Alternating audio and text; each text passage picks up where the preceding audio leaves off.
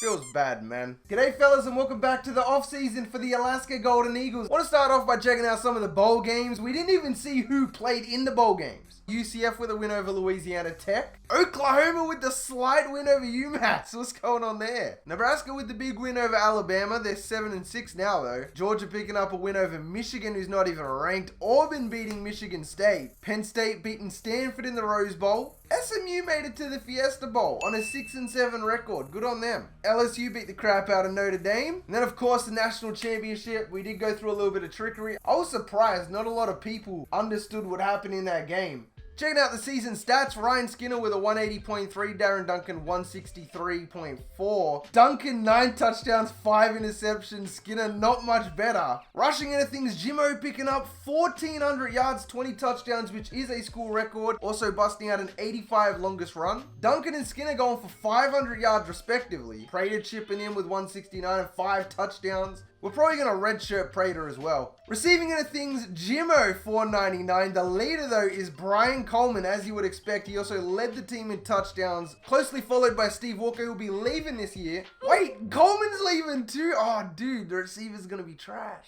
We have a lot of people coming in though. Lester Butler, the 87 overall senior guard. He had 11 pancakes, 0 sacks. On the defensive end, Anthony Harrison, 78 total tackles, 20 TFLs, 1 sack, 2 interceptions. He led the NCAA in tackles by about 22, mate. I'm not even joking, I'll show you. Davis leading the team in interceptions. He finished around, I think, tied for 3rd or something for the interceptions. Clifford Jean with 3. How many did he drop though? He dropped 2. I thought it was a lot more than that. He also forced 3 fumbles, my guy. Anthony Harrison, 83. Kurt Hayes, 56 in his freshman season. Joe Arnold picking up 11 TFLs and 7 sacks. That's got to be right up there. Only 73 overall, by the way. So Ryan Skinner finished 88th amongst all of the quarterbacks. Jimmo finishing 26, and Estes leading the entire NCAA with 2,200 yards. What a beast.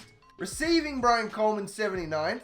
Harrison, Hayes, and Hall all leading the NCAA. Harrison just a leg and an arm above everybody else. I don't even know what that means, but sure. Joe Arnold, 25th with those 7 sacks. Checking out the career stats for Brian Coleman. He had nearly 2,000 yards, 17 touchdowns. Steve Walker had 1,011. They only played for our school for 2 years though. Keep that in mind. Both came in as juniors. Mario Hill only going into his sophomore season. He's going to be pretty much the go-to receiver for us. Senior left guard Lester Butler had 11 total pancakes and 1 sack. And looking at the defense, pretty much everybody here is a junior apart from Alan Green. He had 16 total sacks, 29 TFLs, just an absolute monster. So we have 3 cornerbacks here who are just insane. Nobody's going to throw it on us next year. The late recruiting battle, Willie Fuller and Jacob Williams. Both pretty good at their respective positions. B ranked number 1 5 times. We also get a contract extension. Let's go ahead and view this. Instead of ending the Alaska dynasty, Jay Wahoo is already a god tier coach. I'm thinking next season we go for it all. And then after all is said and done, we go ahead and leave in the coaching carousel and take over for a new team. This means that we can take on Alaska in potentially future BCS National Championship. But anyway, for now, let's go ahead and sign this bad boy. Our coordinators left. On the plus side, we got some pretty good ones to back them up. And as you can see, Brian Coleman, Alan Green, the fullback Matt Russell, who never even played. Johnny Williams, a 5th string quarterback. Nick Moss, Lester Butler, Stone, and Steve Walker are all graduating. None of them going to the NFL. Brian Coleman could have easily gone to the league. There's got to be somebody who's 5-star who hasn't been signed yet. Nah, that's it. So checking out our class going into the next season, all of these freshmen are incredible athletes, defensive ends, tackles, guards, kickers, punters. We have everything that we need right here. And to finish it off, I'm thinking just going 7.5K into both Willie Fuller and Jacob Williams. And would you look at that? We got both of the guys we wanted. Sign a top 5 class, steal a prospect, sign a top 10 prospect. Who is the top 10? I don't understand. It says we signed a top 10 prospect, but nobody here is even a 5-star. We did finish with the 5th ranked class, though. We didn't sign any 5-stars, but we got 10 4-stars, 3-3, and 3-2. Damn, 10 4-stars, though. We're also now a 5 prestige.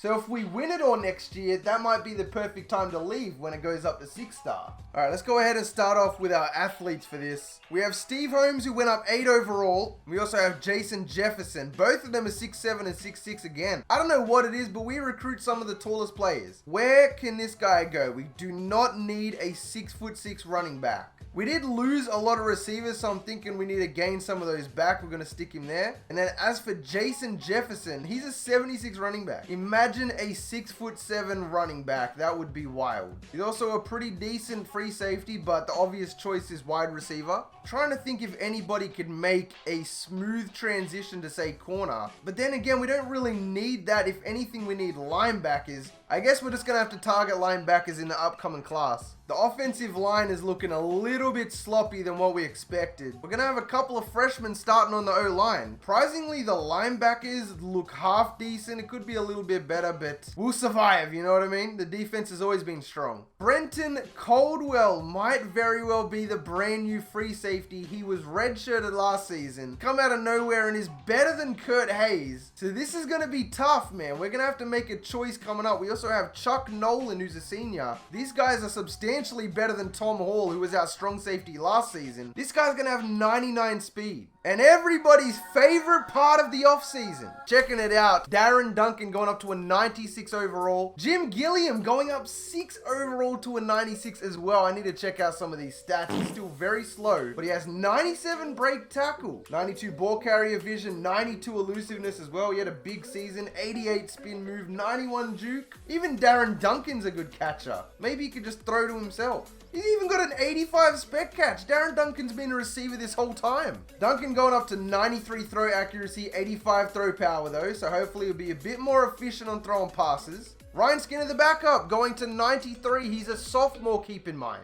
Even though I'll be rocking with Duncan, Skinner did go up 6 overall. It's definitely going to be tough, fellas. Clifford Jean going up to a 92 overall. Last season, we only had 190. Now we've got 6 of them. Cornerback Chris Davis going up to a 91. Our center going up to 90. That's going to help out a lot. Mario Hill, as a sophomore, goes up to an 89. Landry, 88. Brady going up to an 88. Harrison in his junior season, you know, chilling with that 99 Excel. He's now got 87 speed to complement that. When your 4th string corner is 87 overall, you know you're going to be crazy. And if that wasn't crazy enough, we'll be playing our very first game and checking out the overall of the team as an entire unit. I also think we make it official and move Alaska back to the Pac-12 South. It's where we might potentially match up against the Banana Slugs. But most importantly, we get a rematch against USC. We're going to start off the 2019 season ranked in number 13. As for recruiting, the top 25, the schedule, and all things considered, that's going to be in the next episode, fellas. Stay tuned for that. Let me know down in the comment section if you want to take over a new team next year. A team that could potentially rival Alaska, you know? With that being said, if you made it this far into the video, you are the real MVP. Hope the rest of your day is awesome. And from me personally, I'm out. Peace. Tell me pretty lies, look me in the face. Tell me that you love me, even if it's fake. Cause I don't fucking care at all. You've been out all night, I don't know where you've been. You're slurring all your words, not making